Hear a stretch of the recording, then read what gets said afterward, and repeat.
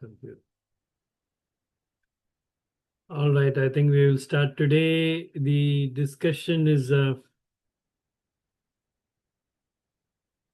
will be on. I sent you a polio eradication and endgame. This one to you by PowerPoint. I hope some of you have gone through it. Did you go through it? Hello, nobody is answering. You are with me, Gopika? നോക്കിയായിരുന്നോ PowerPoint presentation? ഇല്ല sir ഫുള്ളായിട്ട് നോക്കിയിട്ടില്ല sir. You received it on PRS DCH academics. I have sent it. I sent it. Mosen നോക്കിയായിരുന്നോ? Mosen, you are there? Unmute and then talk if you are talking. നോക്കിയായിരുന്നോ? Yes, sir. Huh? No. Anyway, No. whether you looked or not. Anyway, now let's see. This is an important topic in the sense that it is something which is getting updated every month, and things are changing very fast and is often asked in the exam because polio eradication is something, and many things are not told in the public because of many reasons. Therefore, we'll start with the first question. The first section is on Global Polio Eradication Initiative and Endgame Strategy. Strategy is the first 5 questions will be first 5. Okay, read it, Mohsin. What does it say?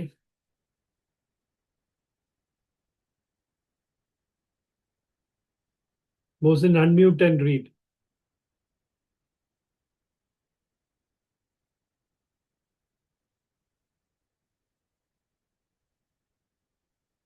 I got it. What did I do?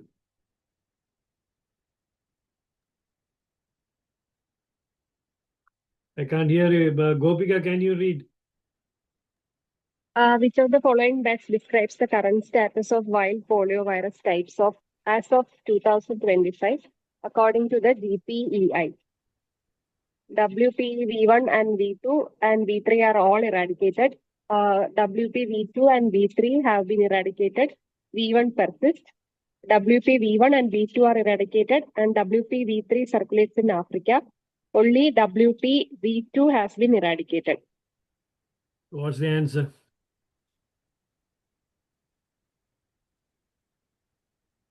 V2 and V3 are eradicated. V1 persists. Okay, you're answering it with so much difficulty. Being a okay, that's the answer. Eradicated. WV2. Read the answer. Quick. These I thought. WPV2 was declared eradicated in 2015 and WPV3 in 2019. WPV1 continues to circulate in Afghanistan and Pakistan. Okay. What's the next question?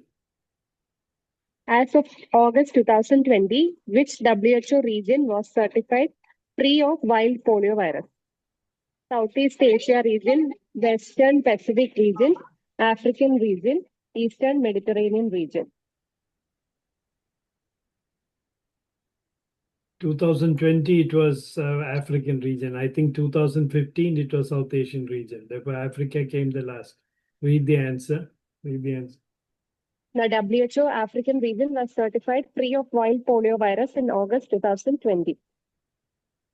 You can read the reference also. Reference, recently the WHO African region was certified free of wild polio virus in August 2020. All right. Therefore, this is, see, actually, why I said the latest has to be, you have to know, this is Global Polio Eradication Initiative, Polio Eradication Strategy, 2022 to 26. Therefore, it is very latest, and it has the CDC and UNICEF and everybody in that. There's an article in that, and they have taken it from this region, that particular area. Now, next goes to the.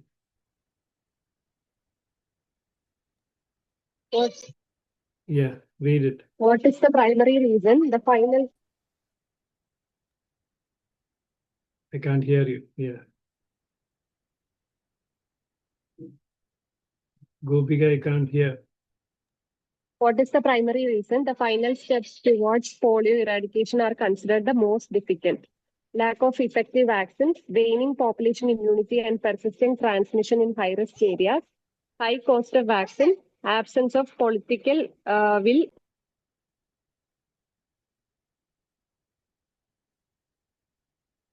Can't hear you again. Absence of political. Waning population. Yeah, I mean, globally, we couldn't hearing. Yeah, it is. Read the answer. Despite progress, waning population immunity in high risk countries and persistent transmission in endemic zones have led to a deteriorating epidemiological situation. Reference: negligible progress and waning population immunity in high risk countries and regions have contributed to a deteriorating epidemiological state. Okay, what's the next question?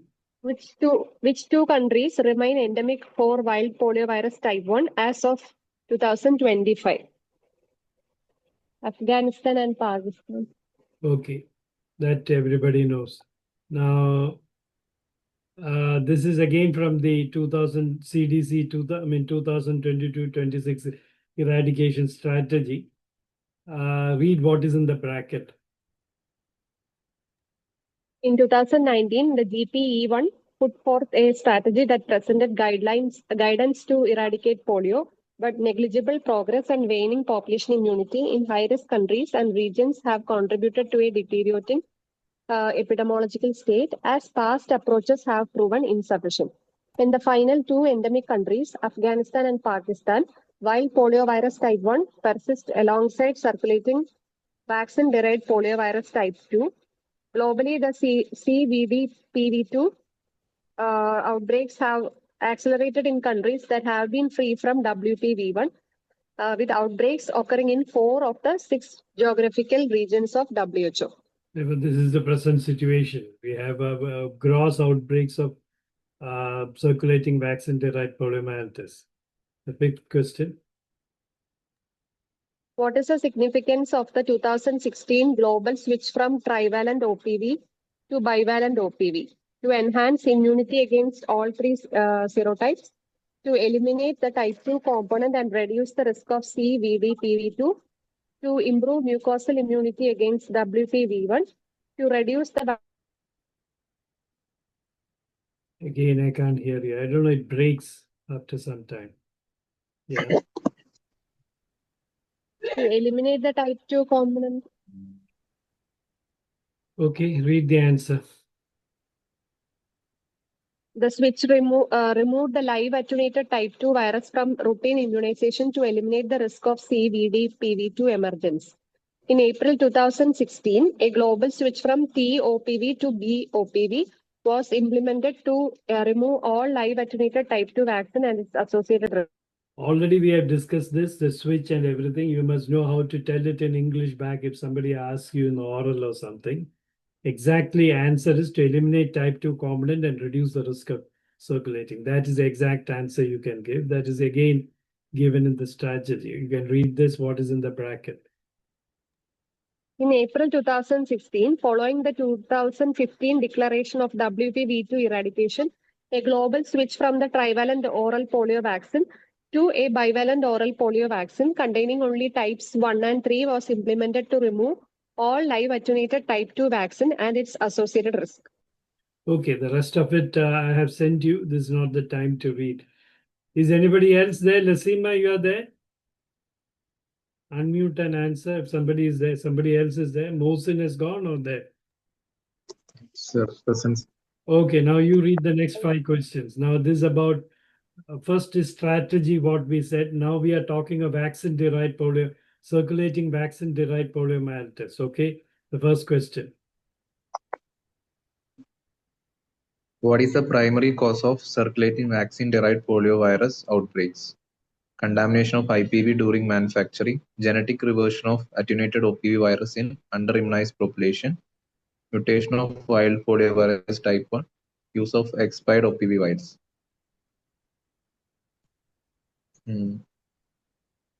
C ആണ്. Genetic reversion of the attribute. Genetic reversion. Why you are having doubt? Huh?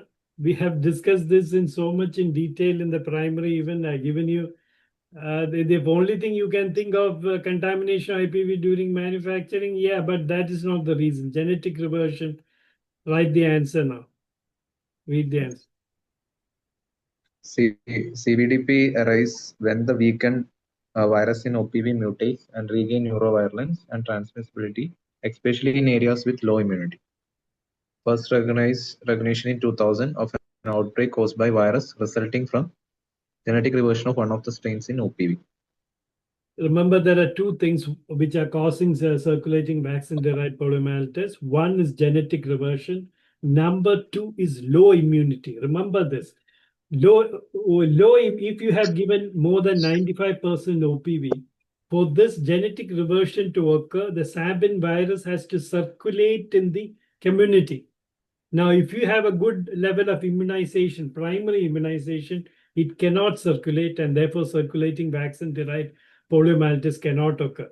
There were one other ways we will discuss so many ways of preventing circulating vaccine-derived poliomyelitis, but one of the main aims would be to increase the immunity of the community, even by OPV vaccine. Okay. Can you read what is in the bracket? This view of post-eradication world changed with first recognition in 2000 of an outbreak caused by a virus resulting from genetic reversion of one of the strains in OPV, which was subsequently named circulating vaccine-derived poliovirus. It is very important to realize this because Jacob John, one of the great advocates of oral polio vaccine, when in our times he was talking of oral polio vaccine, 5 dose, 7 dose, 8 dose. Suddenly now he is telling that oral polio should be stopped and now IPV should be given. Some of the professors in the SAT hospital also told me that he changes color. Definitely you will change your opinion when the evidence changes. Till 2000, there was no genetic analysis.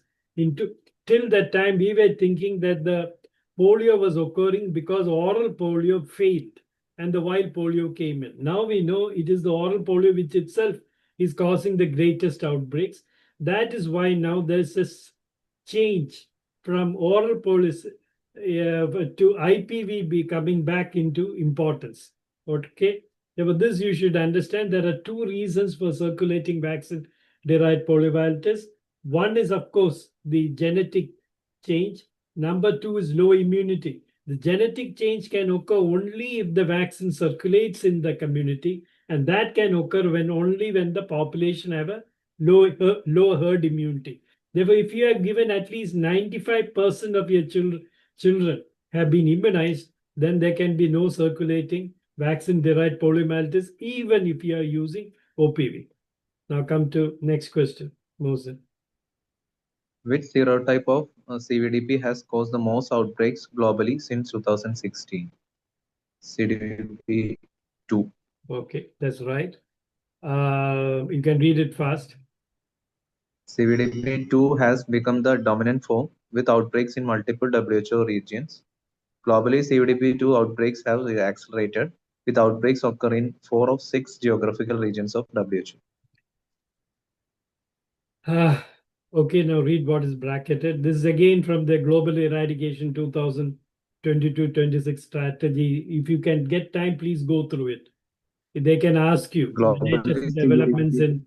See, the latest changes in the global polio eradication is a hot topic which can be asked. Okay, read it.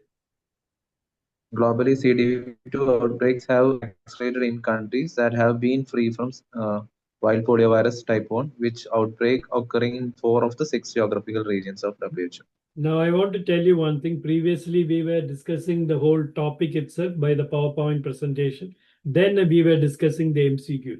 Now, to accelerate the things to go ahead, I am putting the PowerPoint ahead on the 2 days before I put. It takes only half an hour or 1 hour for you to see through it. It has been made with tremendous effort. None of you has bothered to go through it. Now, what happens is when you read only this, you will not get a 360-degree view of the topic, which is a very important topic. Anyway, next. Why is CDP2 a greater public health threat than while polio virus 1 in recent years. Causes more severe paralysis, it spreads faster in population with low type immunity. It is resistant to all vaccines, more common than W1 case annually in 2017. B. It spreads faster in population with low type immunity.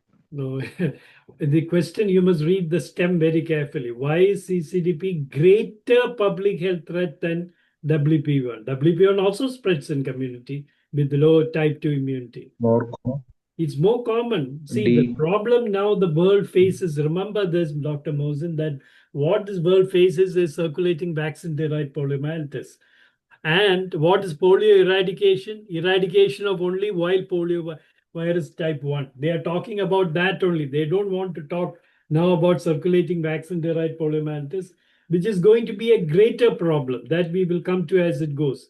Therefore, the major problem is circulating vaccine-derived poliomyelitis. It causes, just like wild polio, it spreads in the community. Just like that, it causes death. Just like that, it causes paralysis. It is another, it's not a mild disease. It is not milder than a wild type 1 virus. Therefore, that's the problem. Now read the answer. Number of CDPT 2 causes has outnumbered wild polio virus 1 cases. Since Outbreaks of 2000. CVDP2 have become a great public health threat as WPV1, with more cases of CVDP2 than WPV1 annually since 2017. Yeah, okay, read. Can you read what is given in the Outbreaks bracket? of CVDP2 have become a great public health threat as wild polio virus type 1, with more cases of CDP2 than WPV1 annually since 2017. Between 2019 and 2020, CDP2 cases tripled. See, the goals of polio strategy, I have to say this because you have not read the PowerPoint. Globe 1 was to prevent WBV1, virus type 1, from spreading. 2 is CDP transmission in non-endemic area. These are the two things which are the most important strategy, which goals which they have, okay? If they ask you what are the two main goals of polio eradication strategy 2022-26, one is to prevent wild polio 1 virus spreading. 2 is to stop circulating vaccine-derived poliomyelitis spreading. Okay. Read it. What is the greatest risk factor for the emergence of CDP2? Low population. Low population. Population immunity to type 2, whatever. Okay. Okay, I don't know why it didn't go. I think it came up twice, I think. 19. I'll write down 1 minute. Hold on. Okay, let's Low move. immunity to type 2 virus allows the vaccine-derived virus to circulate and mutate. One major risk factor for emergence identified by the authors is low population immunity to type 2 virus. What's the greatest risk? Okay, now what's the answer? Read what is in the bracket. One major risk factors for emergency identified by the authors is low population immunity to type 2 virus. This factor not only was associated with virus emergence and circulation, but also had an influence on the rate of disappearance of OPV2 related strains after the use of monovalent OPV2 and account for some of the heterogeneity of rates observed. Now, what you have to use is the end use of oral polio vaccine, a difficult polio endgame. You had to find out that even the New England Journal had come out with an editorial, probably. I'm not too sure whether it was an editorial, an article in 2018. Remember that polio is not of any consequence to America, but still they have come about. Now, remember, there is a big problem. The WHO keeps on talking of circulating vaccine, there are new vaccines for that, with IPV, what to do during an outbreak, etc. The authors is low population immunity. Now, what the Americans and many other people, this is the opposite view is, it is not a vertical program that is going to succeed. In every primary health center, every dispensary, get as many children as immunized. If you do that, the rest will follow. That is what the other view is. That is why in the New England Journal article, they stress on the low population immunity and type 2 virus. not the genetic heterogeneous, genetic reversion. It's not the primary concern. Therefore, our job, see in Kerala especially, we keep talking about novel OPV, IPV, etc. But the most important thing we should be concerned is certain regions, district of a hospital having a very low immunization. That will be the major concern. Now, vaccines and immunization strategies. Is anybody else there? Lasima or anybody has joined? I think Lasima keeps it on and goes away somewhere else. Gopika and only Mohsin is there. Anybody else is there? Okay, Gopika, you read it now. What is, Last which of one, the following is Yeah, read it, Gopika. Yeah. Which of the following is a limitation of using monovalent OPV2 for CVDPV2 outbreak response? It does not induce any immunity. It can seed new DPV2 outbreaks. It is only effective in adults. It causes immediate paralysis in 10% of recipients. See, during an outbreak, Seed new CVDPV2. yeah. See, during an outbreak of the say CVDP2, which is 90% caused by viral or viral 2, you have only two things. No, you cannot give bivalent oral polio because it doesn't contain the type 2 virus. Therefore, either you have to give the trivalent, which is withdrawn now, or the monovalent CVDP2. The other is to give IPV. We will come into that. But when you give monovalent or OPV2, what happens is it causes more problems than before. Okay, because it seeds. Can you read it now? Monovalent OPV2 can lead to new CVDPV2 outbreaks, creating a catch-22 situation. Reference: each monovalent OPV2 response to a CVDPV2 outbreak carries a risk of seeding new CVDPV2 outbreaks. So this is given in the again the New England Journal, which says that what you have read now. Okay, it's from the New England Journal. I have taken it. Okay. Okay. What is the What is the recommended recommended vaccine? vaccine? When you're talking, okay, let Gopika talk for the next 5 ones. Okay. I find 4 people. Who's the fourth? Because myself, Mohsin, Gopika, there are 4 people who are logged in. Lasima. Where is Lasima? She just keeps her name there and goes away, I think.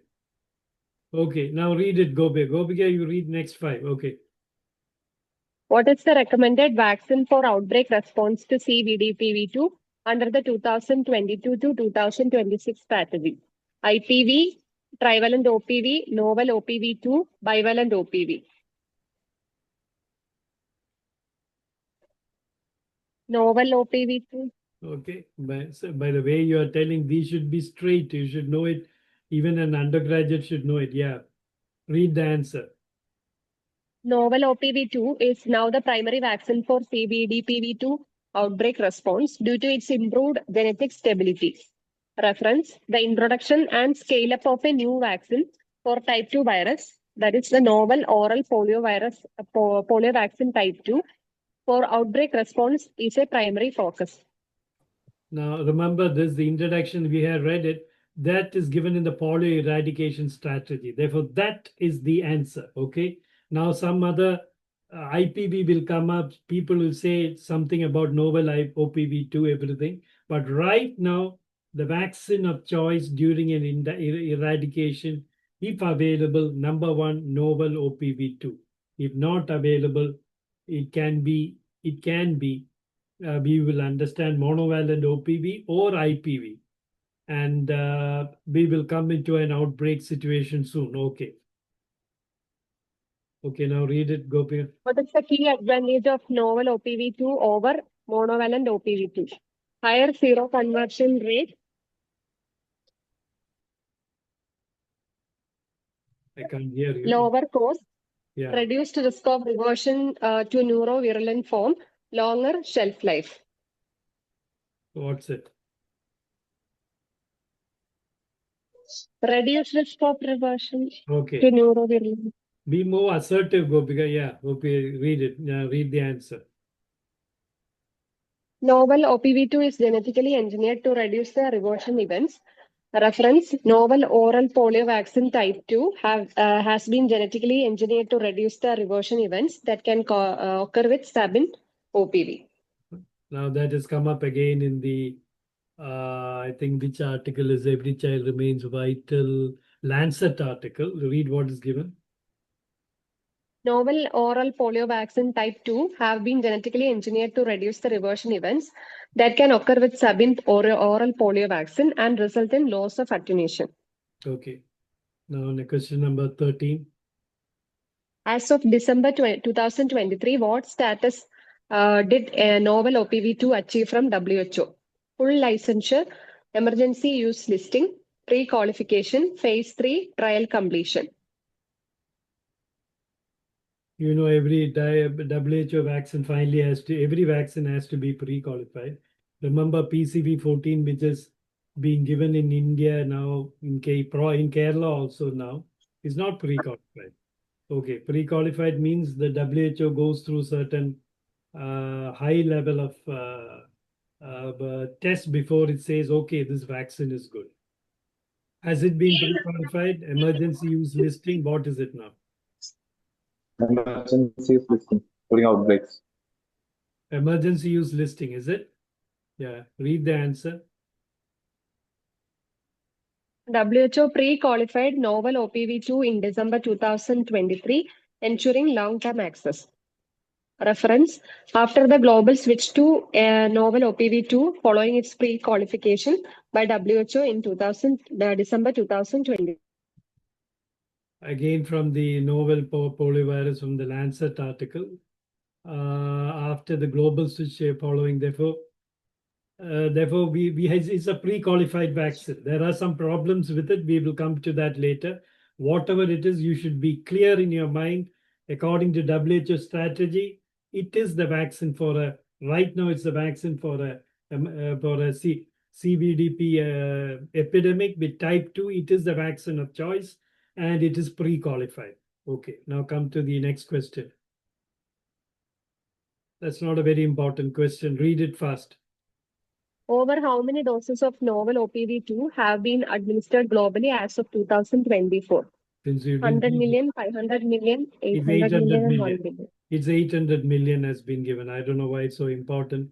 For over 800 million doses of campaigns across 28 countries. Therefore, now remember one thing, both of you, new vaccines or future vaccines or new vaccines can come as a short note, and novel oral polio you can write in detail. Therefore, but it's already given in 28 countries. Remember this. Okay. Now, before that, I'm sorry. Third declare first public health emergency in 2020 became the first vaccine to receive emergency use life listing. Listing was based on reassuring safety and immunizing data, but later it is pre-qualified. Okay, now. Which vaccine is preferred to boost mucosal immunity in OPV prime children? Additional dose of OPV, IPV, DTaP IPV combination, fractional IPV. If you're already given an OPV or yes, which is the one which boosts the mucosal immunity maximum? IPV. IPV, that's the thing. No, IPV has no mucosal immunity, but in already prime patients, some people are telling IPV boosts the mucosal immunity even better than another dose of OPV. That is why people now consider during an epidemic, if there is a reasonable amount of children have been vaccinated in that area, you can go and give IPV and not OPV. Now read this. Answer is B. Okay. IPV. Yeah. IPV boosts both humoral and intestinal immunity in OPV prime children. Reference: in OPV immunized children, a dose of IPV boosts both humoral and intestinal immunity several fold higher than a dose of OPV. Now, what is this? What is given here? You have read it already. Well, it is not a, see, the problem here is the need for inactivated poliovirus by T. Jacob John in the Indian Pediatric Supplement in 2016. That's where he has written it. Now, he is now a big advocate of IPV, and there are many other people who now want IPV to be brought. Therefore, be a little careful when you say this, but it is a fact. It is a fact that IPV in mucosal immunity also, you can write about IPV. If you give it to the community as a primary alone, there will be no mucosal immunity. For example, if you are in a private hospital and you give IPV only dose, but of course you are giving a birth dose of OPV here, it boasts the mucosal immunity if the patient has already received OPV. If he has not received, no mucosal immunity. Now, whether it boasts intestinal immunity several times, several fold higher, be a little careful because it is Jacob Jones' article in Indian Pediatrics and not a World Health Organization or a Lancet article. Now we come to the surveillance and case detection. Mohsen, can you read it? Now onwards, okay?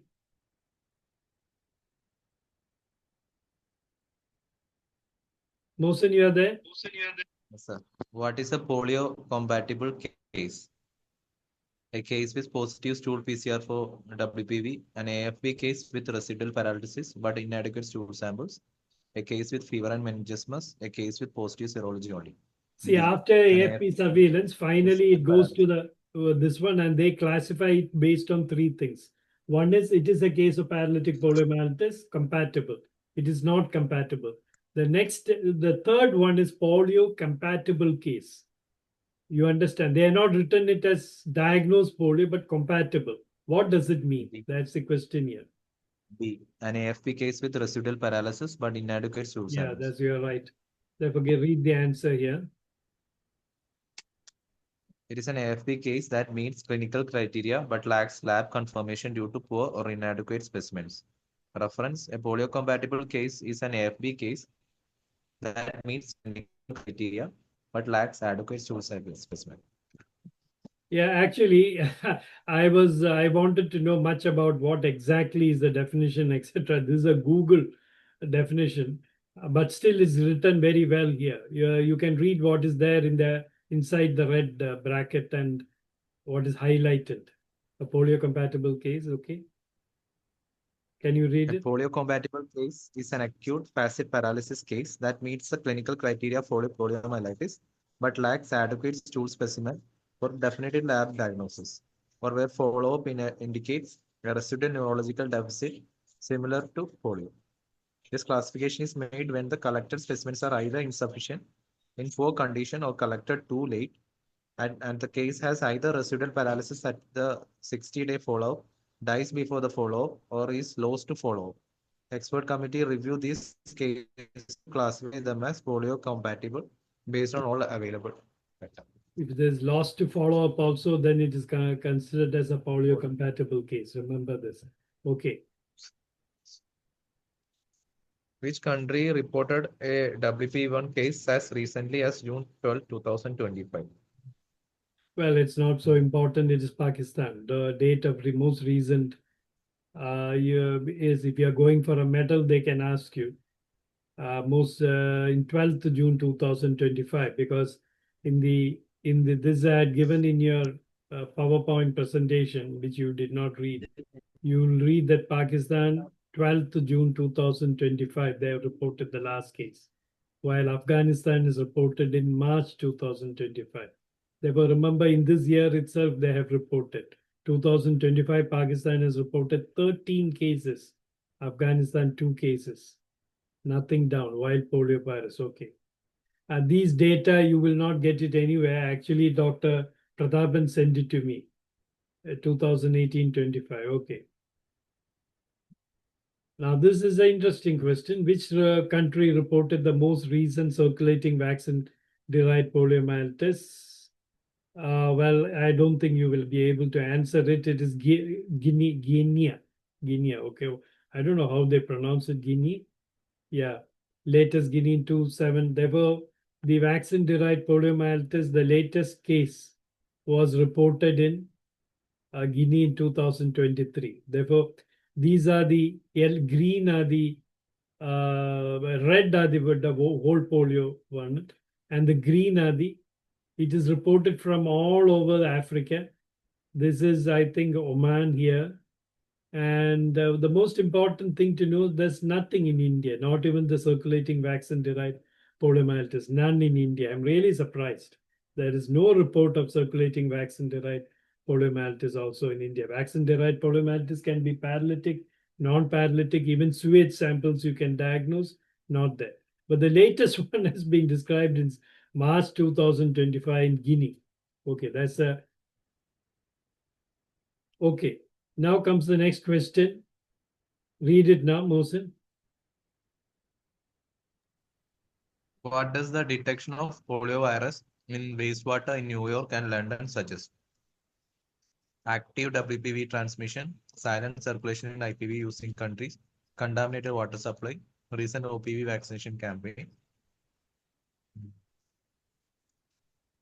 What is it? Contaminated water supply.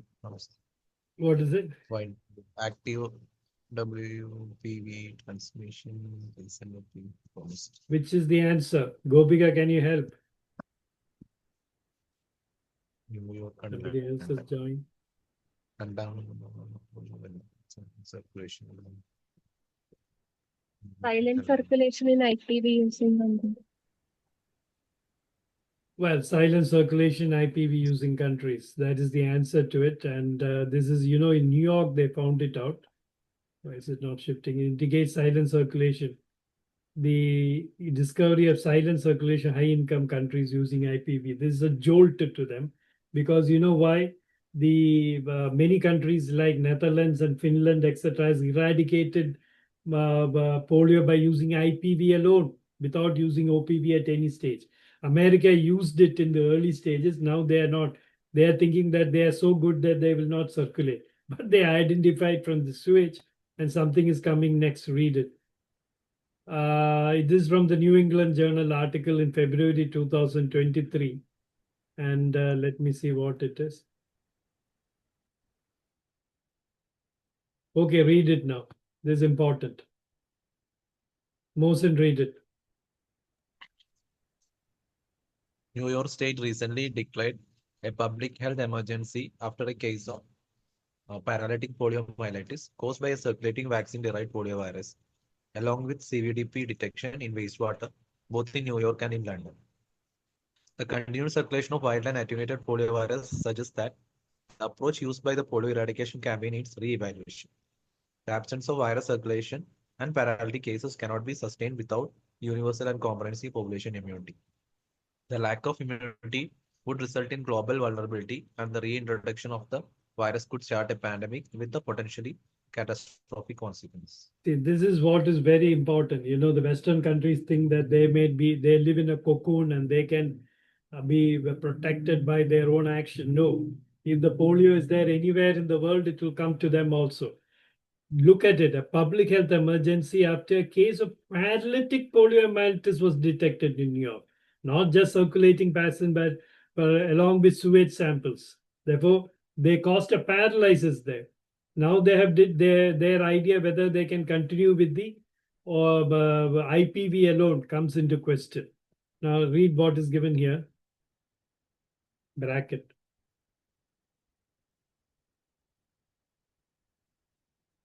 Hello.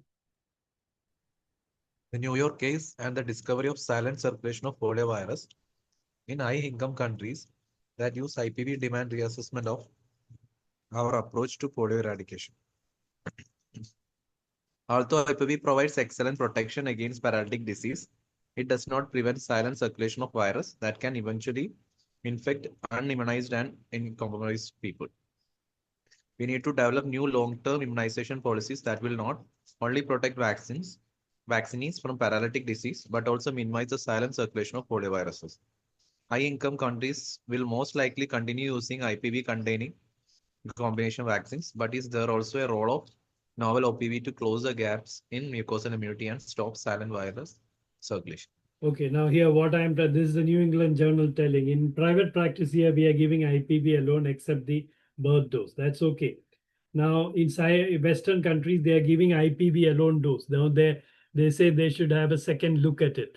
But what I would say is that this OPV is never given for routine immunization. It is only for epidemics. Okay, remember that it's not approved to give for novel OPV can never be given. What is given in the hospital is bivalent OPV. Novel OPV, no, don't give it.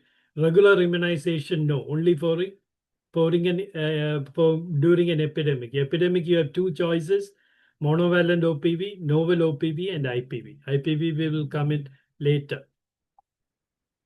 Yeah, question number 20. Mohsen. Why is AFB surveillance critical in polio eradication? It confirms all viral infections. It detects asymptomatic carriers. It identifies potentially paralytic polio cases even without lab confirmation. It replaces the need for stool testing.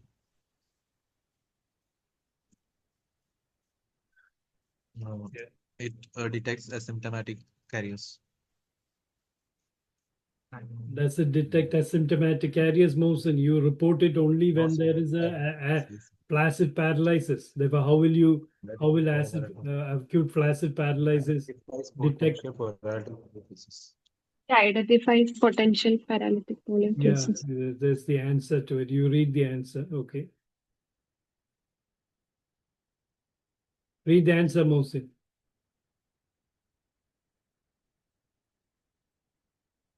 So it's taking so much time. Gopika, can you read it? AFP surveillance helps identify cases that may be polio compatible, enabling outbreak investigation. Reference: definition of polio compatible cases based on AFP with residual paralysis. We have seen this slide, therefore I'll skip it. Okay. Now, Faris, you are there? I saw Faris logged in, but I can't. Probably he's doing the Lacima effect, logging in and going somewhere else. Okay. Now, Gopika, you read it. The section 5 is India and regional consideration. Where do we stand in this polio eradication? Okay.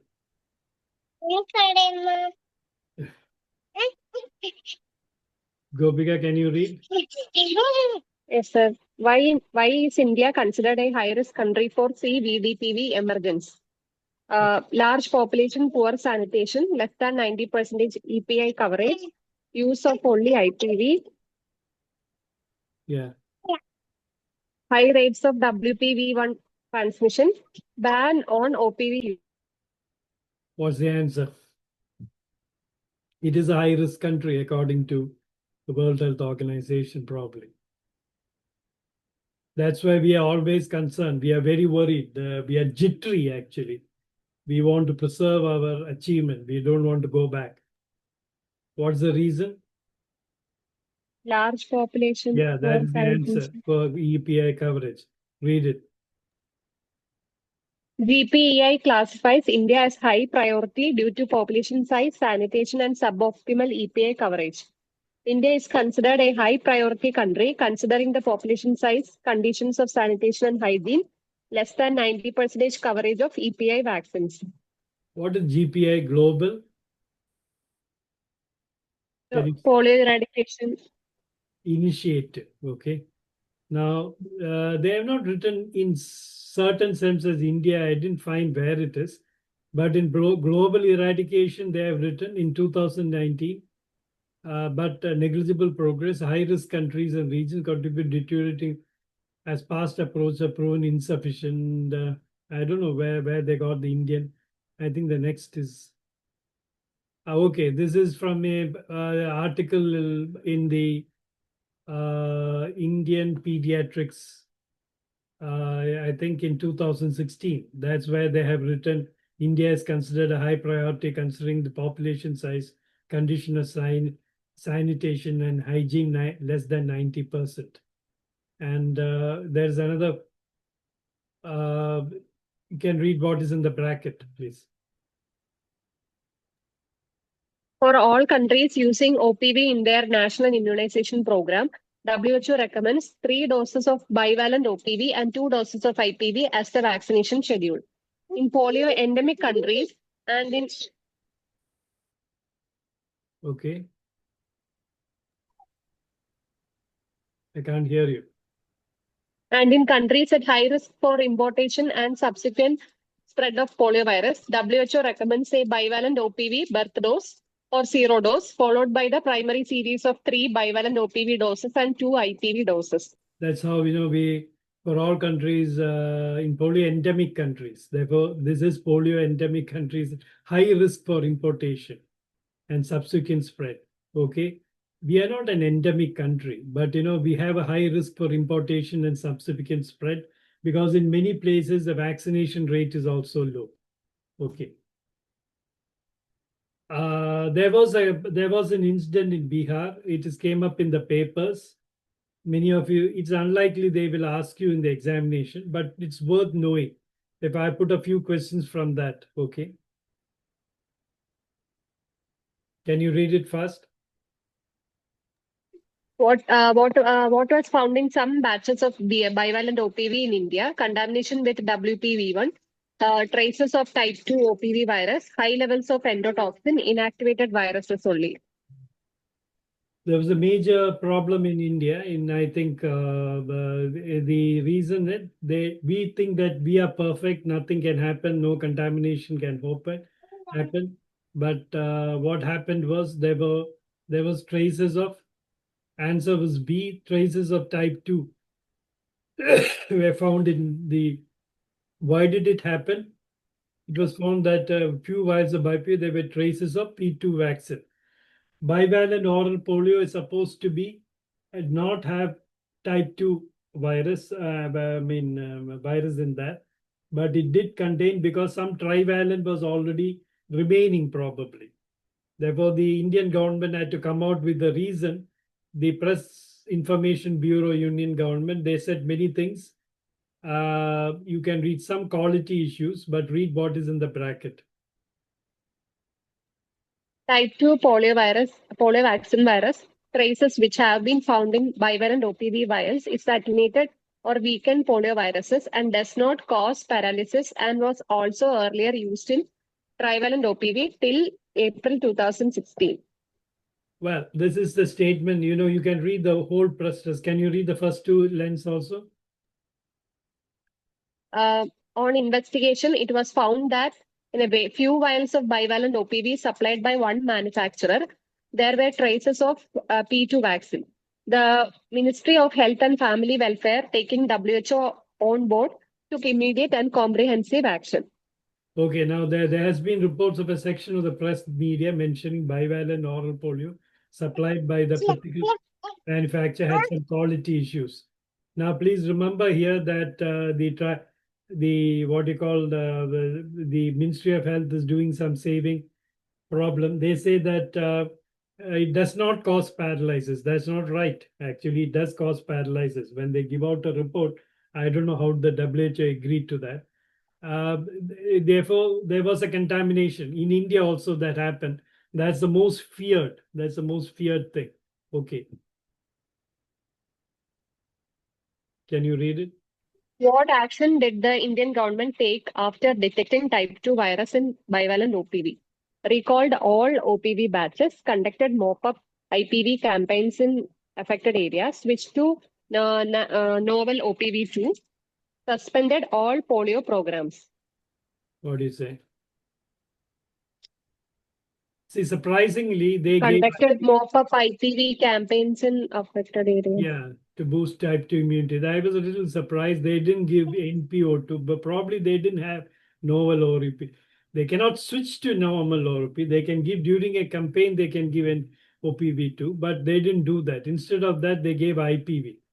Okay, remember, therefore, the option of probably they didn't have, or probably they thought that IPV was better during a but because it boosts the mucosal immunity better than the natural immunity. But the fact of the matter is, in our time, we never used to give injections during it. We used to get circulars from the government asking us to stop giving injections during polio epidemics because it causes paralysis. It seeds when you give an injection, probably there's a blood in that particular plot and the polio virus seeds there and it causes more paralysis. But now they have given that is withdrawn, I think. Now they are during the mop up classically, when there was a contamination, there was no epidemic of paralysis. When they found the vaccines were contaminated, but see here they have written recalled all OPV batches. Definitely they would have recalled the OPV batches in that particular area. That should also have been right. If they are not done, it is a huge mistake. You think that it is contaminated and then you give it. You had to recall the vaccine. I don't know why it is not a correct answer. It may come to the later. Next question. Is the risk of vaccine-derived polio disease in India considered high after the bivalent OPV contamination? S, due to low immunity. S, because of widespread contamination. No, due to high population immunity from past trivalent OPV use. No, because novel OPV2 was introduced immediately. What's the answer? C, sir. No, due to high population immunity from past trivalent OPV. Oh my God, how can that be go bigger? From 2016 onwards, our population is given bivalent. Therefore, it doesn't have type 2. Okay, the past one, children who are born after that, 2016, will definitely be having a back. But now, of course, we are giving IPV. That's a different thing. Considered high risk for bivalent contamination. Considered high risk, it will be yes, A, I think. Oh, I think you are right. I am not sure this answer is right. Well, okay. Sir, in that press meet, that press release, it was written like that, sir. Trivalent OPV till 2016 usage. Yeah, that is actually, I don't think a correct answer, because I think that is in the press release they have written like that to as a wrong. The government does not tell the truth. You are right. And the document states the risk is practically nil due to high population till 2016. That's wrong, because you give till 2016 midnight on August 15th or something. They stopped it, withdrew all the vaccine. From that time onwards, children are only given bivalent polio. They were giving only one dose of IPV. Now they have made it to 2 doses all over India, and in Kerala they are giving 3 doses of fractional IPV. Okay, now you can read it. The press release is there. Can you read it? This is To the enhance immunity against type 2 poliovirus further, special mop-up rounds for administering IPV are being conducted in the specific areas to reach out to such children who may have missed IPV. This would provide immunity to all the children against all the 3 types of poliovirus, including type 2. In view of high routine immunization coverage being achieved in India and administration of trivalent OPV till 2016, our population level immunity against all 3 types of virus is very high. In light of all the above facts and measures taken, the risk of any child getting vaccine-derived polio disease is practically nil. Yeah, now I agree with that, because after that they are given IPV everything together, probably nil. They can't say nil anyway. That is a mistake. Is a mistake. Okay.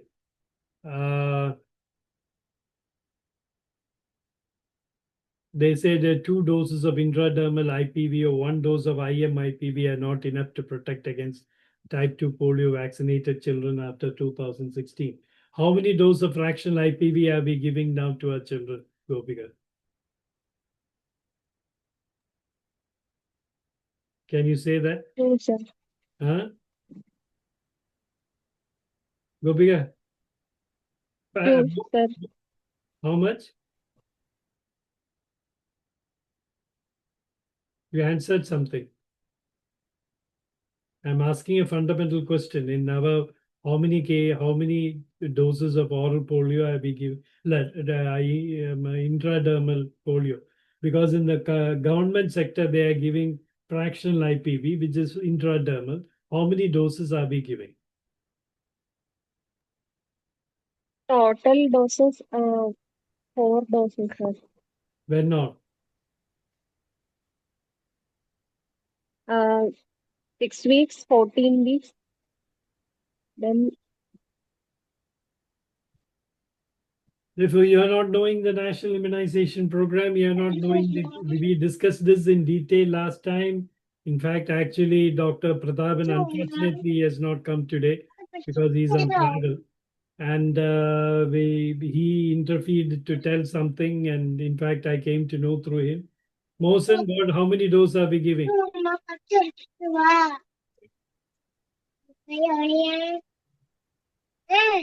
Gopika, you can mute your this 649 one. a month.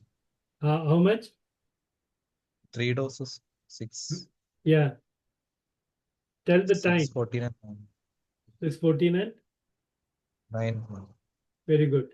See, actually, the Ministry of the WHO has stated when you give fractional IPV, the first dose should be given only at the last dose of oral polio vaccine primary immunization, that is 14 weeks. And the second dose, they say, is that after 8 weeks, we are giving it 9 months. These two things. But you know that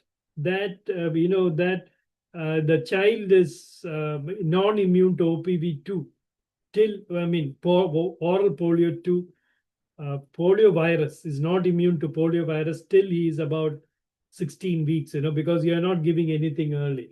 Therefore, the Kerala government that day, Dr. Prathapan told very clearly, decided to give 6, 10, and 14 weeks, while all over India it is 14 weeks and 9 months. That's what I understand. Please, for heaven's sake, as a DCH student, please know the normal immunization in Kerala, in India. Please, and IPV immunization. Okay. Now, coming back to Mohsen, novel vaccine and future directions. We are starting now. Can you give the answer now? 25 we deleted, 26 you give the question. Read the question. What is the per dose effectiveness of novel OPV2 against CVDP2 induced AFP in Nigeria? Now, this is not there. It is what has happened to novel pyres, I'll read out to you, but this is not an answer which is given there. I don't know from where this question came. It's supposed to be as low as 12%. And now this is the latest article in nobody would know about it. They are talking of novel for type 2 vaccine eradication, reaching it. I mean, this is given in which year? In April 2024, this article has come, and this has come in the Lancet. Okay, now can you read what is given in the bracket? Nonetheless, the per dose effectiveness of novel OPV2 when delivered through outbreak response campaigns in a key target country such as Nigeria is considerably below the level that serological data generated in clinical trials done during novel OPV2 development might have predicted. See, what has happened is novel OPV2, it was brought to the market, it is used, even now WHO says it is the vaccine of choice during an epidemic because it does not cause CVDP, etc.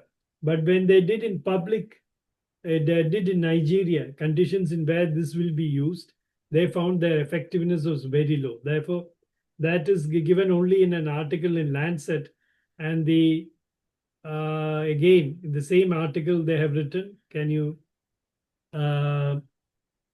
read the what's given? Effectiveness of novel Yeah. OPV2 against acute flaccid paralysis caused by type 2 vaccine-derived poliovirus was of same order as that of monovalent OPV2 per dose effectiveness of 12%, 95% of CL2 to 25 for novel Confidence interval, OPV2 CI, versus confidence intervals 2 to 25.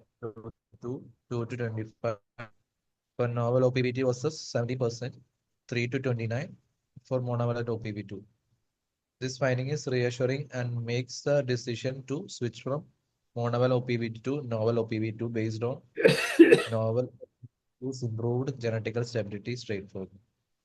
Therefore, there's no statistical significance because it goes through zero also, and therefore you can give NAN, but they are telling the effectiveness is only 12% for paralytic cases. Maybe for non-paralytic it has a better incidence. Whatever is it, don't quote this. But remember, there are two problems in novel OPV. It is not found to be in practically as effective as before.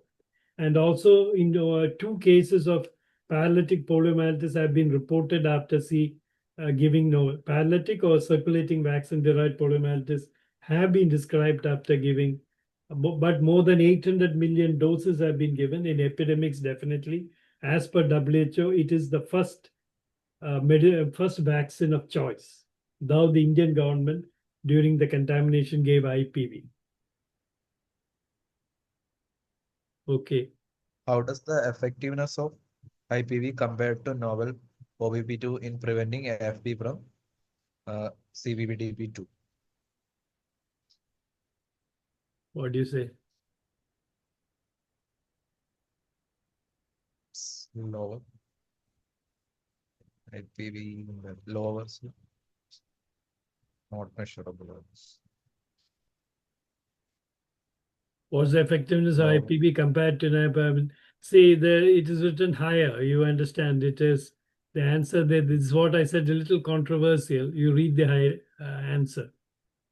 The study highlights considerably higher effectiveness of IPV compared to novel OPV2. Reference is a study also highlights the considerably higher effectiveness of inactivated poliovirus. It's a very controversial statement. They think IPV is more better than normal IVV. What's the study? Let's look at the. This is again I referred to in an article. There's a particular study which they say. Now read that study again. The study by Cooper and colleagues also highlights the considerably higher effectiveness of IPV against acute flaccid paralysis compared with that of novel OPV2. While delivery through routine immunization service remains essential, the findings further strengthen the case for IPV delivery through campaigns, an approach only currently recommended by WHO strategic advisory group of experts on immunization for persistent spread. See, what happens is if you have a circulating vaccine-derived poliomyelitis, you should control it within 6 months. If you don't control it within 6 months, it will be labeled as persistent spread. Therefore, the first thing the WHO's strategic group advises is novel OPV. But if it is not able to spread, then you will have to go for IPV. But here they say that according to the Lancet article, which I'm sure many of your examiners unlikely to know, but you can't say they can ask you an essay on novel oral polio vaccine.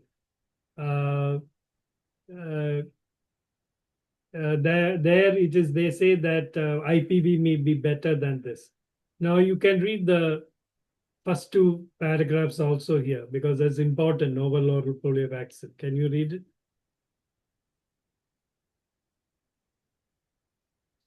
Mohsen? However, in rigorously controlled phase No. Nonetheless, the per dose effectiveness. Nonetheless, the per dose effectiveness of novel OPV2 when delivered through outbreak response campaigns in a key targeted countries such as Nigeria is considerably below the level that serological data generated in clinical trials done during novel OPV2 development might have predicted. However, in a rigorously controlled phase 3 trial in neighboring Gambia, over 60% of previously unprotected children gained protection based on a neutralizing antibody titer following one dose of novel OPV2. Therefore, there's a conflicting data, but in Nigeria, the data was not very good. Okay, now.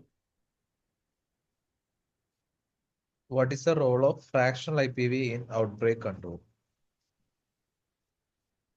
Now the question is, we said IPV can be given. Can fractional IPV be given? Read ABC. What is it? Read it, Mohsen, first. A. Replace OPV entirely. B. Boost mucosal immunity and use in campaigns. Reduce costs without efficacy loss. Both B and C. Outbreak control.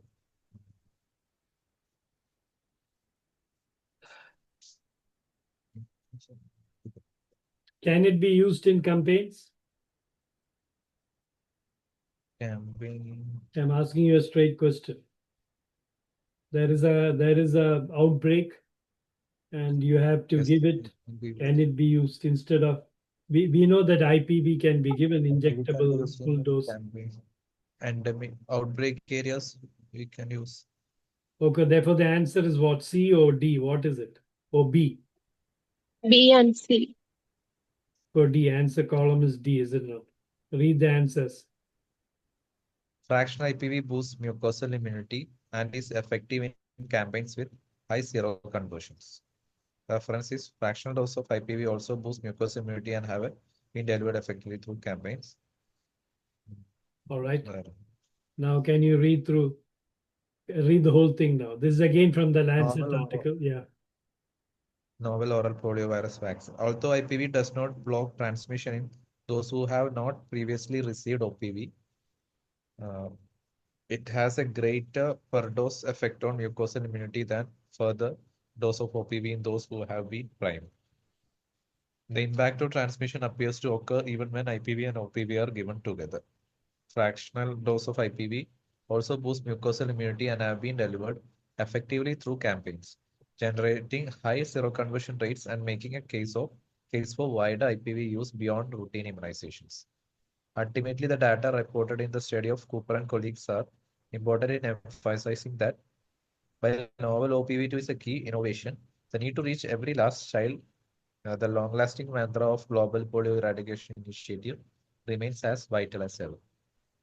Okay, what they say is that immunization should be there. But what it says about IPV is that it boosts immunity in already primed.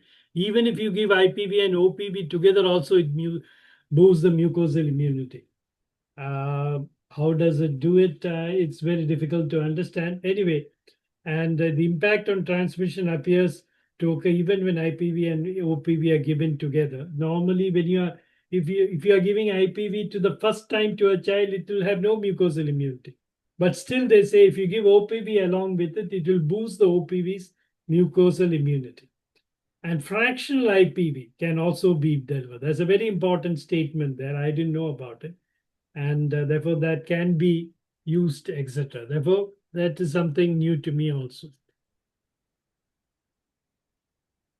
Okay. Why do oral polio vaccine perform less effectively in low-income countries? Okay.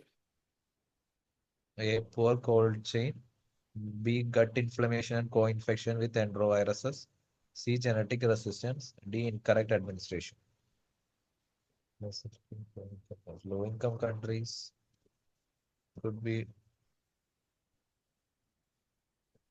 A and or B is a poor cold chain. B also. What do you say, Gopika? Gut inflammation and co-infection with enterovirus. Okay, gut infection and co-inflammation. In our time, it was poor cold chain. Even today, cold chain, I am not too sure. If you go to the SIT hospital, if the current goes for 24 hours, what they do, I don't know. What happens in PRs also, I don't know, because there's a generator. I think it's connected to a generator. But right now, in the poor cold chain would be one of the answers I would consider. But co-infection with enterovirus is probably what they want. Okay. Can you read it? Environmental enteropathy and non-polio enteroviruses interfere with OPV take. Reference, gut inflammation associated with environmental enteropathy as well as co-infection with other non-polio enteroviruses. Okay. This Reference, is again the written from reasons the for written from the Lancet article. Okay. The reasons for this disconnect are likely to be multifactorial. Oral vaccine, including those against polio, tend to perform less well in non-temperature low-income countries than in high-income settings. Gut inflammation associated with environmental enteropathy, as well as co-infection with other non-polio enteroviruses, are thought to go some way to explain this lower effectiveness. Okay. That's the reasons given in the Lancet article.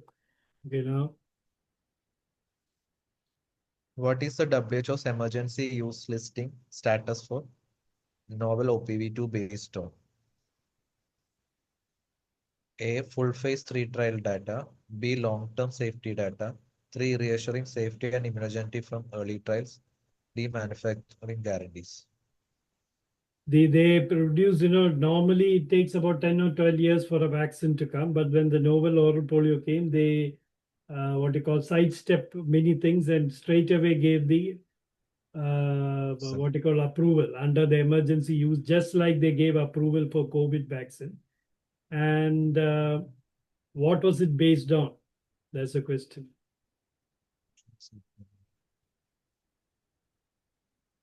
Gopika, can you answer?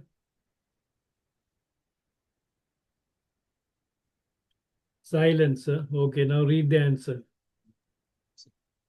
Reassuring safety and immunogenicity. Yeah, now I put up the answer. Mohsen, read it. Novel OPV2 received IUL based on early phase trial data due to public health emergency.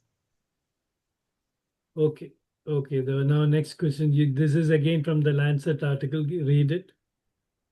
Given this threat and its declaration as a public health emergency of international concern in November 2020, novel OPV2 became the first vaccine globally to receive emergency use listing from WHO. Listing was based on reassuring safety and immunogenicity data from early phase critical trials. Okay, therefore that is from early phase they took a risk and brought it out. Remember, these are not there in any of the textbooks, but when you go for an exam, especially the DNB candidates, they can expect you to know the recent changes, reason that they come about. There's a paper for you. Therefore, this is from the Lancet article which came in April 2024. I'm sure that the latest Piyush Gupta or Nelson or no book is going to contain it. And even the article, which is the purple book, which came about in 2022, will not contain this. Therefore, what's the novel oral polio is a very good thing that can ask. Now we come to section 7 with endgame challenges and post-eradication. Gopika, can you tell me what's the difference between polio endgame and polio eradication? Anyway, we will come to that. Let's come to the question now. Gopika, can you read it? What is the primary concern after global cessation of OPV use? Re-emergence of CVDPV from vaccine stockpiles, loss of mucosal immunity leading to silent spread, inability to respond to outbreaks, all of the above.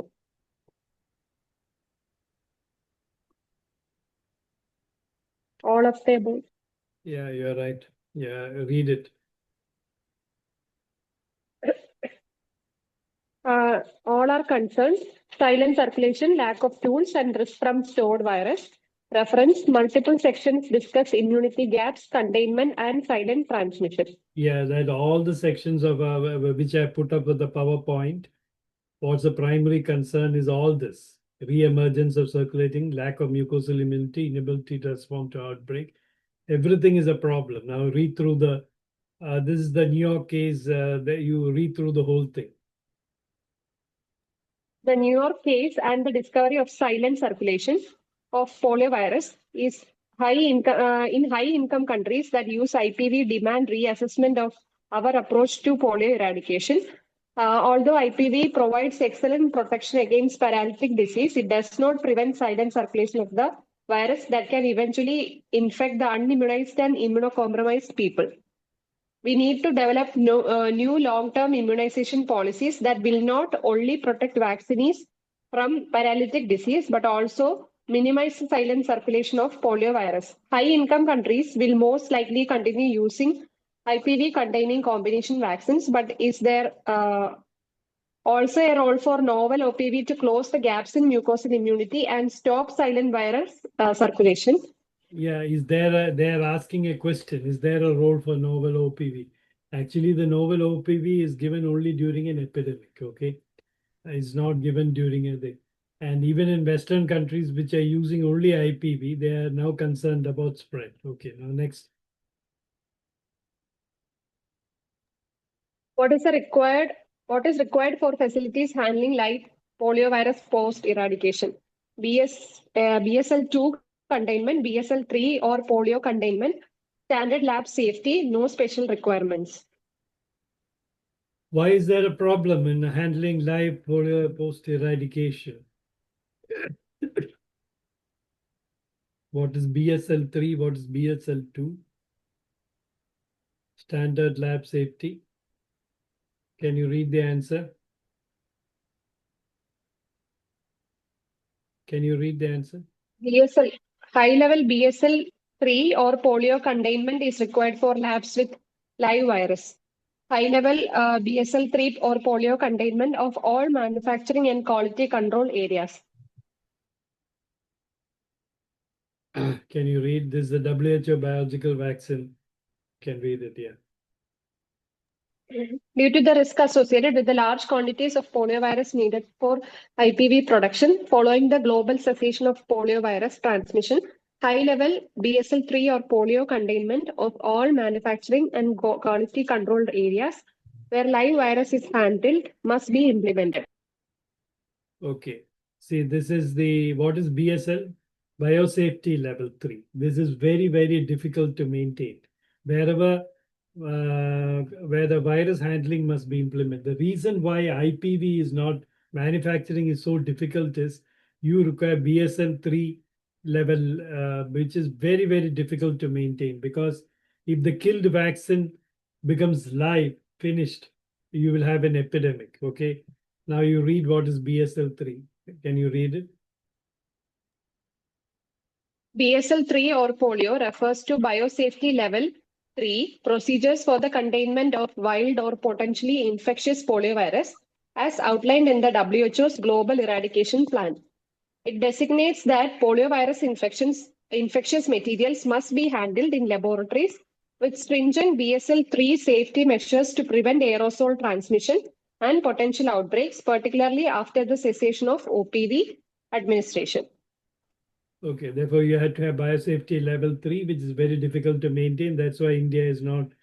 India was manufacturing. India, it's a costly business to manufacture inactivated poliovirus, because if any problem happens, it will be devastating. If your inactivated polio, which you're giving as injections, contains live viruses, you can know what will be the problem.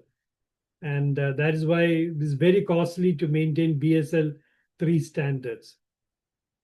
This is out of the way. I'm just asking you, as a medical student, you know what is Qatar incident in 1955? Any idea? Well, I would just put you on the bracket because you should know what is the little about history. In 1950s, two people were there was Sabin and the Salk vaccine were being promoted in America. Both were coming up very fast, and both had their advantages. Sabin was, I think, a Jew who came from Scandinavian country or something to America. He was promoting Sabin, live viral vaccine. Even at that time, many virologists they said that, look, if you give this Sabin vaccine, it may turn into the inactivation may go, live attenuated may become virulent after many circulation. They warned at that time. Therefore, the Salk vaccine was also started to be given. The killed vaccine was being given. But then what happened is Sabin, the Cuba started giving Sabin vaccine, Russia started giving, and they almost eradicated polio. Therefore, the Western world was also in a tension to what to do. At that time, the Qatar incident happened. You know what Qatar incident? The Qatar incident is a lot of children who were given the Salk vaccine developed polio. There was an epidemic. Just imagine the catastrophe. The children who were immunized developed poliomyelitis. And this because it was completely not inactivated. Therefore, the Salk vaccine got a very bad name.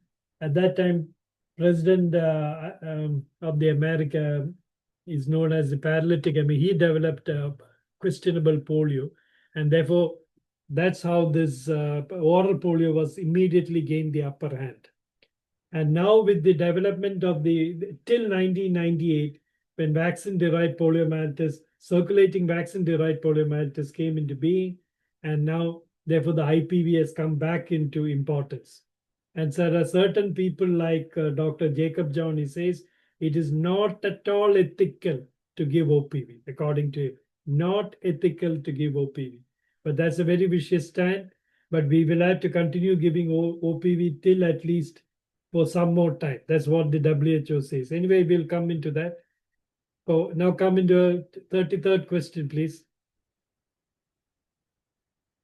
Can you read, Gopi? What is the target date for certification of WP1 eradication under the 2022 to 2026 strategy?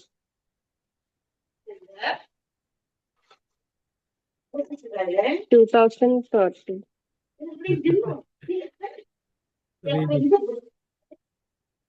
Read it. Read it. Target is validation of absence of CVDPV2 and certification of WP1 eradication by the end of 2026. Reference: certification of WP1 eradication and validation of the absence of CVDPV2 by the end of 2000. By the end of next year, our W1 should go. Therefore, and they say that VCVDP also should be eradicated. We will laugh at it. You know, in 1988, they said they will eradicate polio by 2000. It didn't happen. 2000, they said 2012, did not happen. Now they are talking of 2026, they will, the last dose will be. Now, go ahead. What triggers the launch of the post-certification strategy? First case of CVDPV, last case of WPV1, certification of WP1 eradication, global switch to IPV.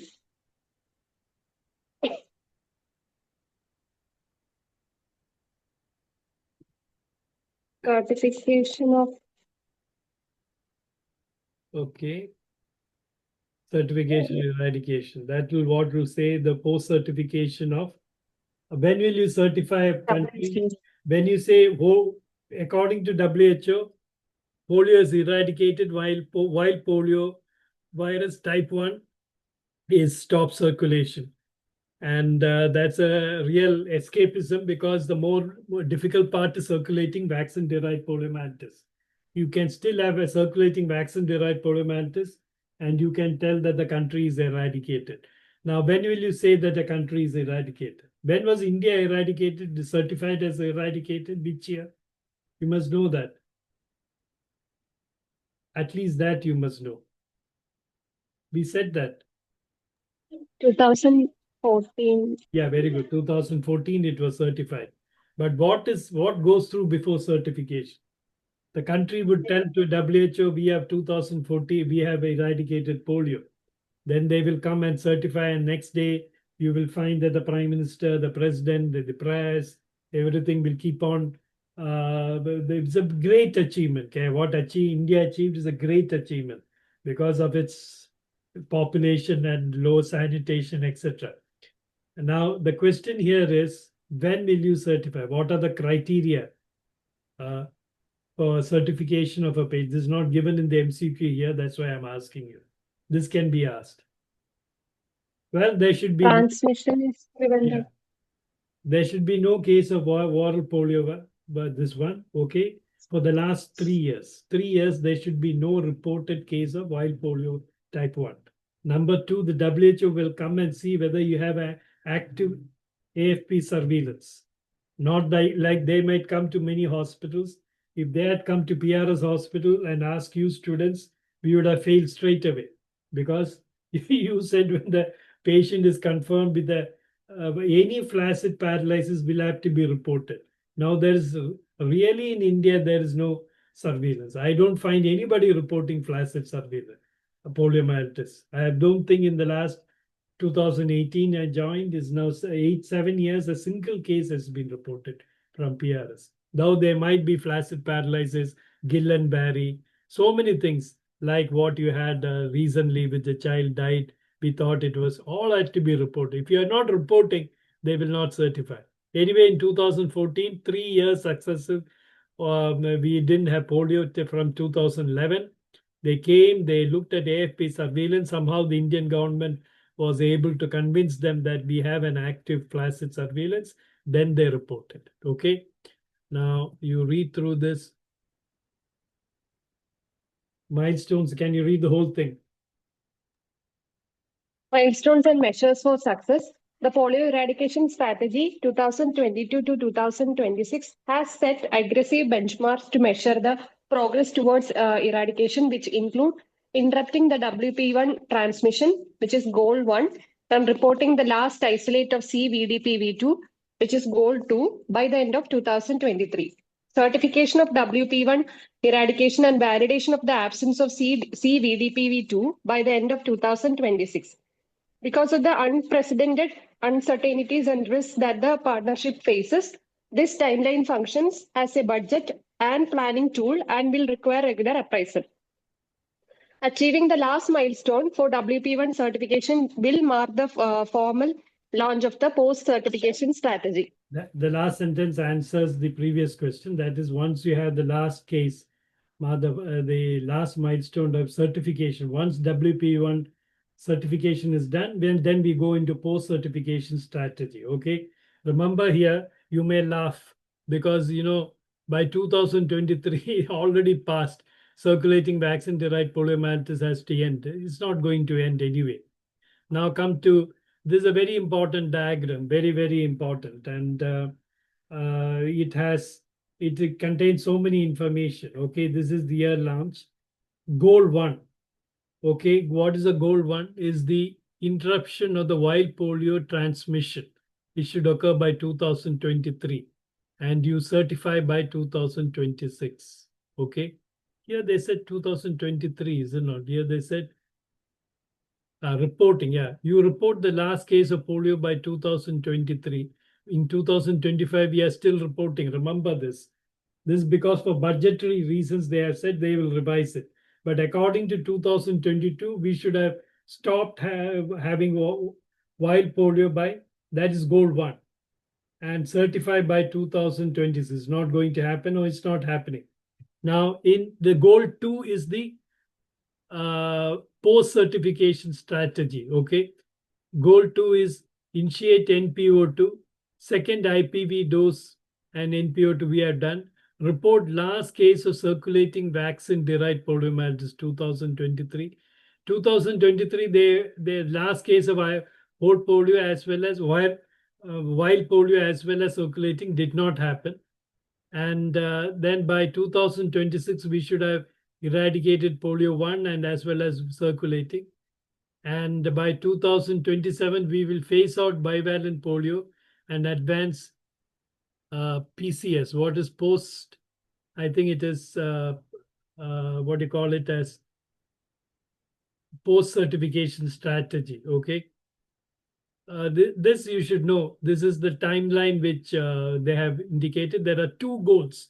Remember, goal 1 is WP1, wild polio eradication. Goal 2 is circulating vaccine-derived poliomyelitis eradication. These are the 2 goals of the polio eradication strategy. What's the last question? Can you? Yes, Gopika. What is a key component of the post-certification strategy? Discontinuation of all surveillance, long-term integrated polio surveillance and containment, universal use of OPV, abolition of GPEI. What's the key component of post-certification strategy? These are all given in PowerPoint. I am not able to show all the slides. You have to go back and go through the slides, please. Okay. Long-term integrated polio Yeah, surveillance. Can you read the answer? Post-certification strategy includes long-term surveillance, response capacity, and containment. Steps have already been initiated towards PCS implementation and include long-term integrated polio surveillance, response capacity, essential immunization, and containment. So what is post-certification strategy? That's that sentence, everything, include long-term integrated polio surveillance, response capacity. You must have the capacity to respond. What does it mean? You must have adequate novel oral polio, IPV, monovalent OPV, everything ready. Essential immunization. What is the essential immunization to continue? We will come into that. This is again polio eradication strategy. Read the milestone and measure what is given in the bracket. Achieving the last milestones for WP1 certification will mark the formal launch of the post-certification strategy.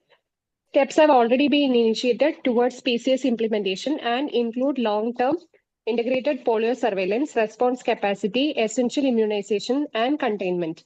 Implementing and monitoring long-term poliovirus containment in facilities with appropriate safeguards will be key to maintaining a polio-free world.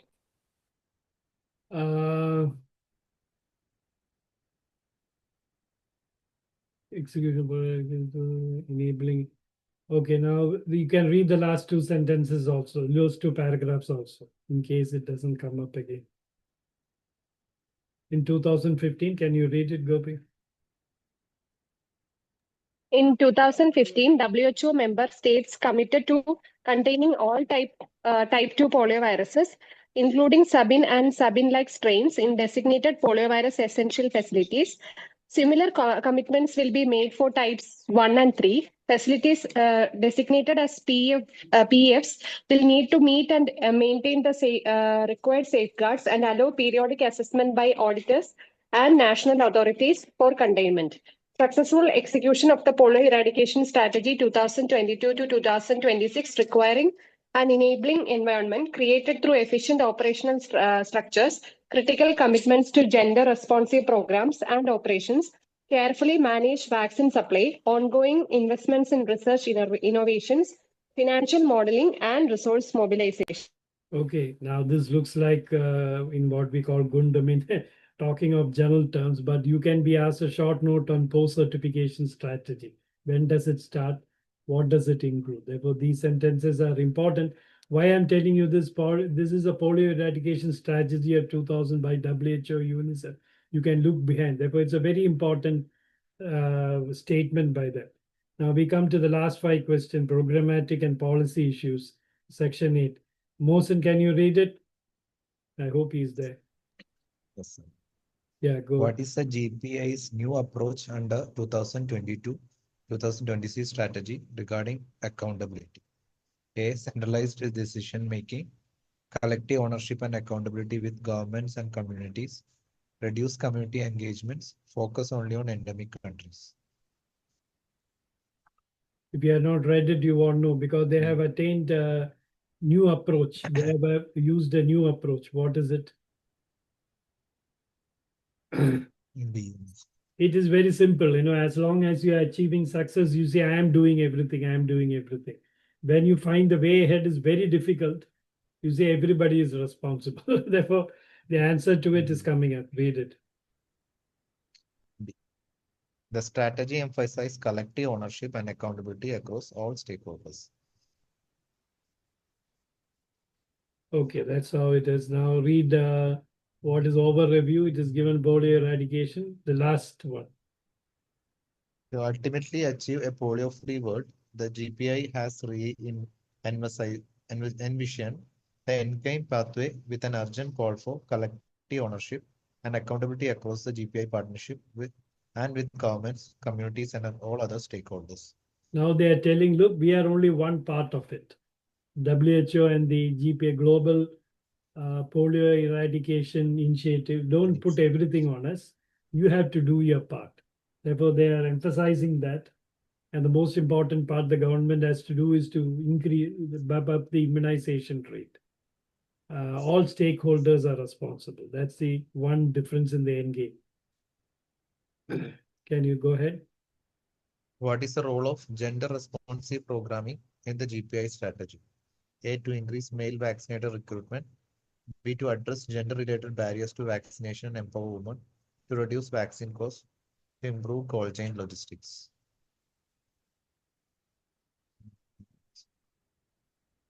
First, we said is shared responsibility is number one in the this one.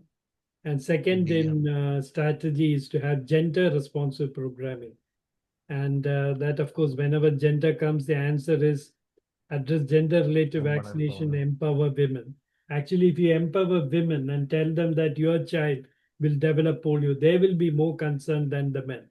And they will definitely do everything they can. Can you read the answer? B, the GPI gender equality strategy addresses barriers and empowers women. Okay, now if you look at the enabling, this comes under enabling environment under this. It comes under GPI structure should be improved.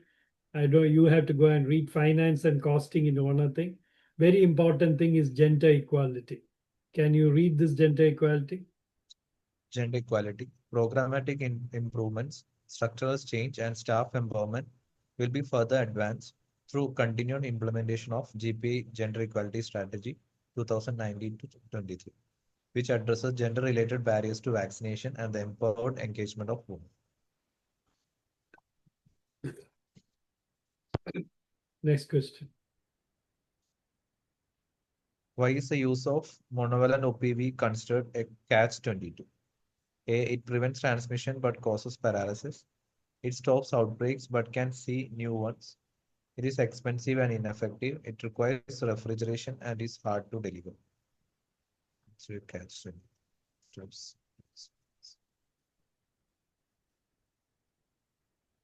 Catch 22 is an English word. It means that whichever way you do, you will have problems. Therefore, what is that? It stops outbreaks but see new ones. Yeah, because you see, the novel oral polio is not available in most places. Monovalent OPV is what came up first in the market, and it's stockpiled with the WHO, if I'm right.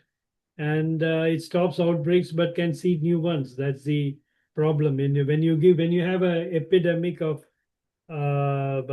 circulating vaccine derived poliomyelitis with type 2, you cannot give bivalent. Trivalent is not available. The only thing you can give is monovalent OPV2. It may suppress the epidemic, but you know what happens? The vaccine which you give will circulate. Therefore, it can seed it's called the seed. You read it now.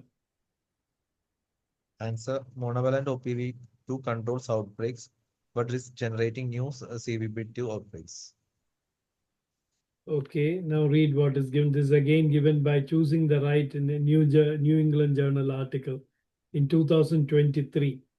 Okay. In contrast to what modeling had predicted, the targeted use of monovalent OPV2 controlled outbreaks only seeded additional ones, creating a catch-22. Many things have been a failure in oral polio eradication. Do you think the switch was successful or was it a failure? What do you think, Mohsin, it is? Suppose they ask you, they switched from trivalent to bivalent for some reason. They thought that we want to prevent the spread of poliovirus 2, which has anyway been eradicated, and we want to prevent circulating vaccine-derived poliomyelitis. Was it success or was it a failure? It had a failure. It was almost a failure. They don't accept it is almost a failure because what happens is when you switched, there was a big, huge amount of community which was not what you call had no contact, had no immunity against type 2. And whenever therefore in 2017 onwards, the maximum number of cases of paralytic poliomyelitis was circulating vaccine-derived poliomyelitis. Therefore, it means clear failure. So when you are asked, you must be able to say that. What did we do for that? We gave them during epidemic monovalent oral polio vaccine. That seeded the community. Therefore, that particular epidemic may go over, but the circulation of the virus increases. And I don't know whether we will come back to this slide if time permits. I think this is written by the New England Journal. The last sentence, can you read it? The GP should revert to the declaration's original intent of eradicating the disease by creating universal immunity to polio rather than continuing to pursue viral eradication that has been unsuccessful. See, this is something echoing what is given in the from the beginning of polio campaign. This has been the problem. Many people were against the vertical programs. Vertical programs means you have certain things like a polio campaign, pulse polio vaccination, using normal and new polio vaccine. Keep on due to any epidemic, react to it by giving vaccines, IPV, etc. But what the other group said is that you should do the basics first. What? Give immunization to more than 95% of your children. That's what they say. What will eradicate this by universal immunity to polio.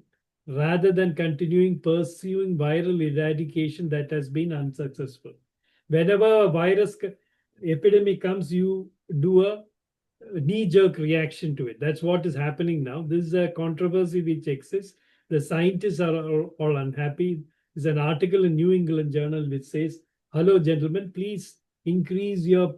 That's what you should concentrate. You should go to each government and say, "Please do more than 95% of your children are immunized." Okay, now come to What is the recommended timing for the first dose of IPV, the routine immunization schedule? Uh, this 6 talking weeks. a fraction. This guy's stopping or giving it in the government where you under the new WHO scheme. If you read WHO's 6 weeks. 2022, which is it? At 6 weeks, it has been. It is. That's what we decide. Read it. IPV is recommended time of third OPV dose at age 14 weeks or more. Okay. Now come to the what was it? Yeah. On the other hand, in OPV immunized children, a dose of IPV boosts both humoral and intestinal immunity several fold higher than a dose of OPV, but the duration is not certain. That is the basis for the endgame recommendation to give one dose of IPV at the time of third dose of OPV at age 14 weeks or more.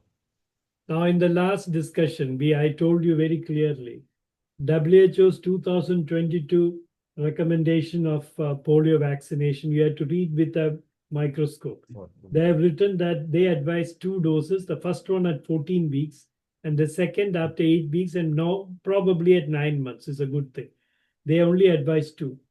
Now, are they advised IM total dose of this? They are next two sentences they are telling fractional IPV can also be given. That's the dose.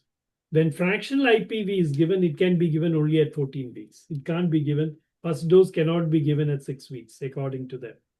And therefore, for them, when they say two doses, they are advising 14 weeks and 9 months IM vaccine. And they are also telling it can also be given. Okay. They are not telling the first choice is fractional IPV. We are giving fractional IPV. Therefore, we are giving, because WHO said the first dose has to be given at 14 weeks. Why? Why do they say 14 weeks and not 6 weeks, Mohsen?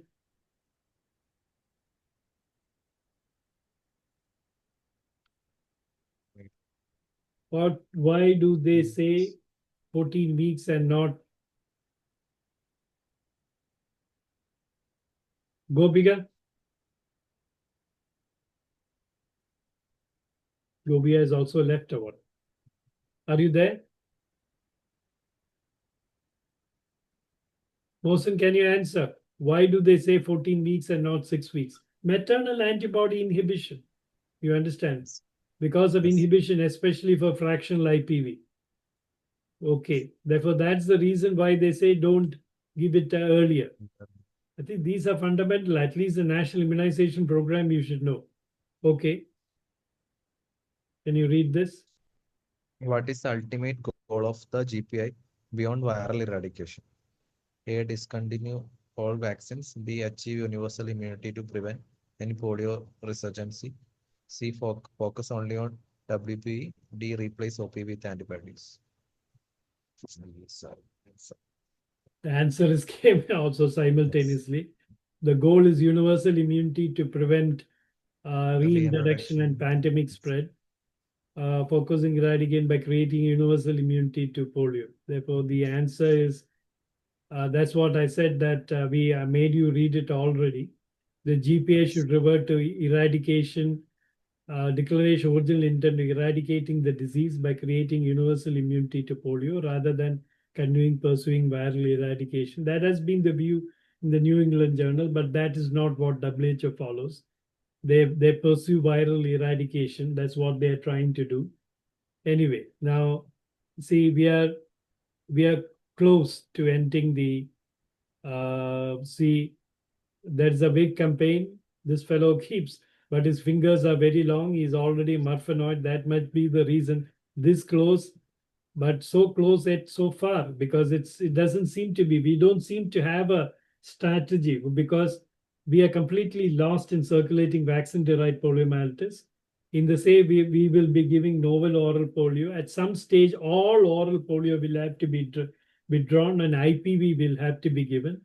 5 years since the last report of the wild polio virus, these things did not come up in this one. If you go through the power slides, it will come up. So the end strategy in the last 5 years, some people say 10 years, you have to give only IPV. You cannot give any oral polio. So that circulating vaccine-derived poliomyelitis does not come. Then only you can stop all the vaccination. Now, why I say that it is problematic is we are not even thinking of manufacturing IPV. So how are you going to give for 5 years, 10 years after the last case of oral IPV? I'm not too sure. Therefore, you must have a clear idea of the end game. The end game means eliminating circulating vaccine-derived poliomyelitis also, while eradication is wild polio virus. What is the 2026 end you are supposed to have eradicated? They themselves say this is for budgetary provisions. It may not happen. Therefore, circulating vaccine-derived poliomyelitis, how are you going to eradicate? Well, you will have to give bivalent polio, switch over to epidemics with normal polio, and give IPV alone. You'll have to switch to IPV alone for 5 to 10 years. And when there are no more, you will have to withdraw. Therefore, there's a long way to go ahead.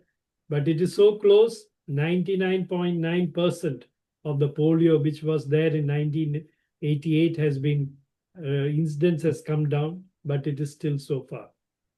So I'll stop the recording here. I will stop.